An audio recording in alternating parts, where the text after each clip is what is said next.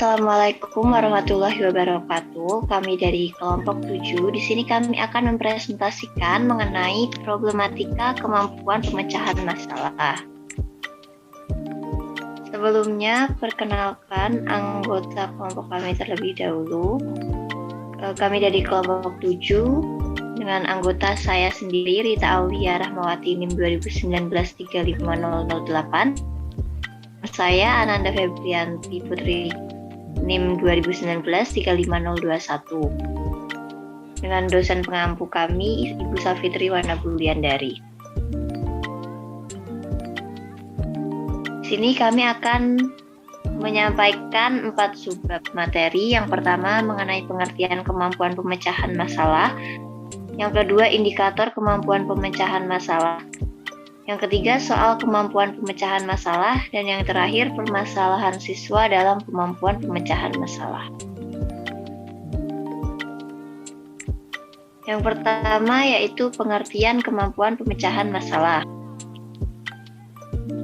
Problem solving atau sering disebut sebagai pemecahan masalah merupakan usaha personal atau kelompok dalam memecahkan masalah berdasarkan pengetahuan, pemahaman, keterampilan yang telah dimiliki sebelumnya dalam rangka memenuhi tuntutan kondisi dan situasi yang tak lumrah menurut Hamruni dalam Ernawati tahun 2021. Selanjutnya, NCTM menyatakan bahwa pemecahan masalah memerankan peran ganda pada kurikulum sekolah. Satu sisi adalah sebagai sarana atau alat mendasar untuk mempelajari matematika, dan di sisi lainnya adalah sebagai tujuan utama dalam pembelajaran matematika. Montague dalam Amam 2017 mengatakan bahwa pemecahan masalah matematis adalah suatu aktivitas kognitif yang kompleks yang disertai proses dan strategi. Lalu menurut Sumarmo dalam Amam 2017, beliau mengemukakan bahwa pemecahan masalah dapat dilihat dari dua sudut pandang yang berbeda, yaitu sebagai tujuan pembelajaran dan sebagai pendekatan pembelajaran.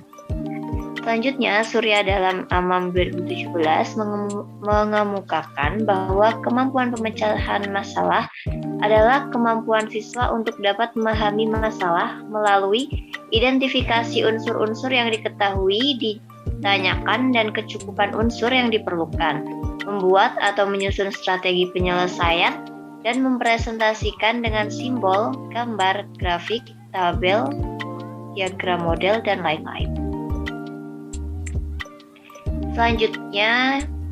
Sebab selanjutnya adalah indikator kemampuan pemecahan masalah.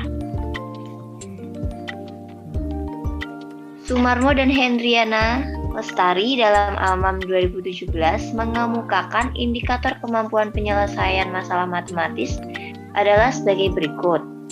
Yang pertama, mengidentifikasi unsur yang diketahui, ditanyakan, dan kecukupan unsur yang diperlukan.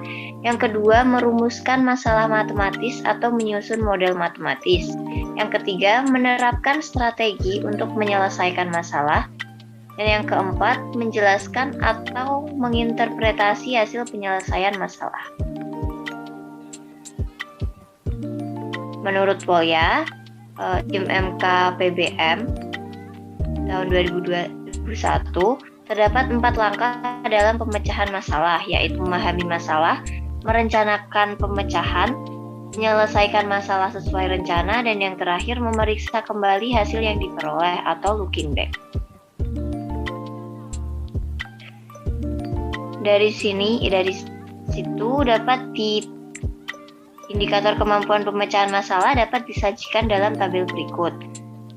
Langkah yang pertama yaitu memahami masalah. Indikatornya diantaranya menulis atau menyatakan hal yang diketahui dari masalah, dan juga menulis atau menyatakan hal yang ditanyakan dari masalah. Langkah yang kedua yaitu menyusun rencana penyelesaian. Indikatornya yaitu membuat rencana penyelesaian dari masalah yang telah dibeberkan dan juga memilih model matematis yang sesuai. Langkah selanjutnya adalah menyelesaikan masalah. menyelesaikan masalah sesuai dengan rencana yang telah dibuat, dan menjawab soal dengan benar. Itu adalah indikatornya. Lalu langkah yang terakhir yaitu memeriksa kembali, memiliki indikator. Yang pertama, memeriksa kembali jawaban yang telah diperoleh. Yang kedua, mencoret jawaban yang telah dihasilkan. Dan yang terakhir, meyakini kebenaran jawaban. Selanjutnya adalah soal kemampuan pemecahan masalah. Jadi kriteria soal kemampuan pemecahan masalah itu soal yang meliputi pemahaman masalah, perencanaan strategi, pelaksanaan solusi, dan melihat kembali solusi. Berdasarkan NCTM tahun 1989, 1991, 1995, dan 2000. Di sini contoh soal pertama kita adalah dalam suatu kelas terdapat 40 siswa, sebanyak 24 siswa gemar bermain tenis, 23 gemar bermain sepak bola, dan 11 siswa gemar kedua-duanya. Yang ditanyakan, berapa banyak siswa yang tidak gemar kedua-duanya? Untuk penyelesaian, langkah yang pertama yaitu memahami masalah. Diketahui jumlah siswa S-nya sama dengan 40, dengan yang gemar tenis sebanyak 24, gemar sepak bola sebanyak 23, dan gemar tenis dan sepak bola sebanyak 11. Dan ditanyakan jumlah siswa yang tidak menyukai keduanya atau X sama dengan. Langkah kedua yaitu menyusun rencana. Menyusun rencana dengan menggunakan konsep diagram Venn untuk menyelesaikan masalah di atas. Langkah ketiga, menyelesaikan masalah. Dapat dilihat diagram Venn tersebut dengan tenis dari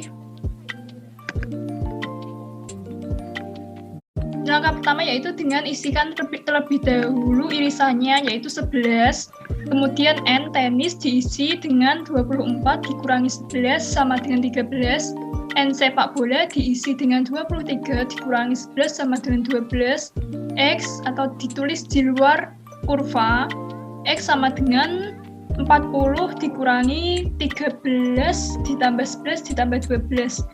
X-nya sama dengan 40 dikurangi 36, X-nya hasilnya sama dengan 4. Berarti 13 siswa hanya gemar tenis, 12 siswa hanya gemar sepak bola, 4 siswa tidak gemar keduanya. Langkah keempat, memeriksa kembali jawaban. Memeriksa kembali jawaban dari masalah yang diberikan. X sama dengan siswa yang tidak gemar tenis maupun sepak bola. Sama dengan 40 dikurangi 11, dikurangi 23 dikurangi 11, dikurangkan lagi dengan 24 dikurangi 11. Sama dengan 40 dikurangi 11, dikurangi 12, dikurangi 13, hasilnya sama dengan 4. Contoh soal yang kedua, dalam suatu kelas terdapat 48 siswa.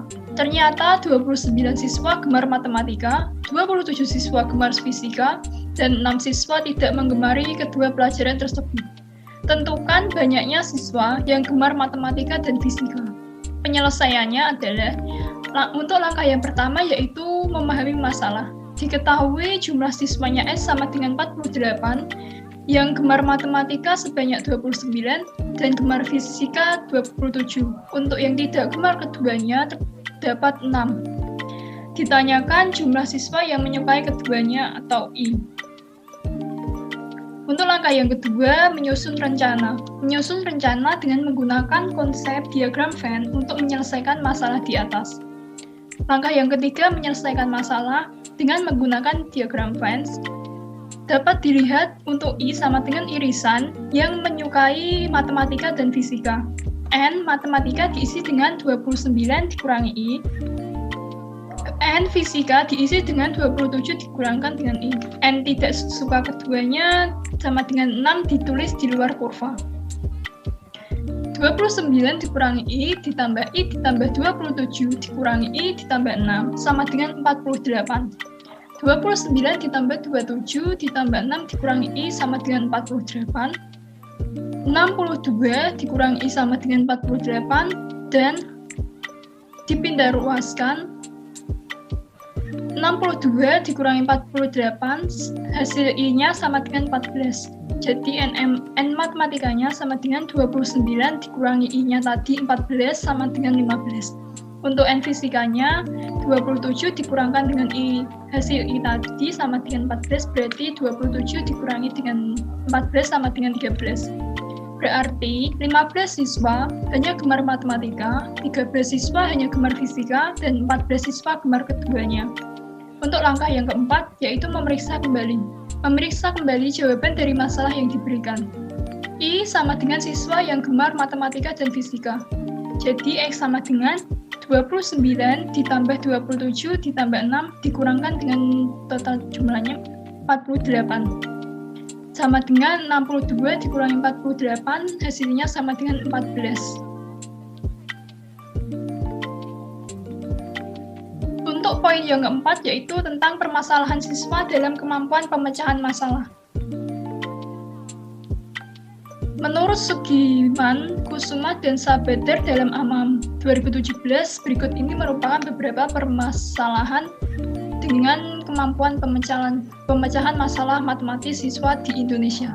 Untuk masalah yang pertama, masih lemahnya kemampuan pemecahan masalah matematika siswa.